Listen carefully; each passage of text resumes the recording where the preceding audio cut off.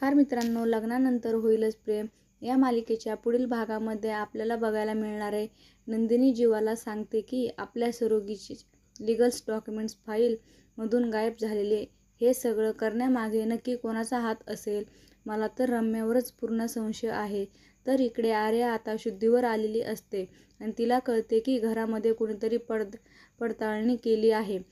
Fuse ठीक करायला आलेली ती व्यक्तीनेच तर नाही ना आपले फाईल चोरले? तर ती मुलगी नक्की कोण होती आणि तिने मला बेशुद्ध का केलं असेल असा विचार आर्या करू लागते.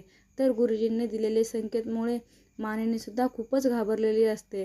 नक्कीच 16 ऑगस्टला आपल्या कुटुंबावर काहीतरी संकट येणार का अशी तिला चाहूल लागते. दुसरीकडे आता काव्या सुद्धा खूपच घाबरलेली असते आणि ती पार्थला सांगत असते की नक्की काहीतरी विघ्न येणार आहे. तर इकडे रम्याच्या हाती आता सरोगीची फाईल लागलेली आहे. रम्या म्हणते की जीवा नंदिनी, उद्या या घरामध्ये मी मोठा धमाका करणार आहे.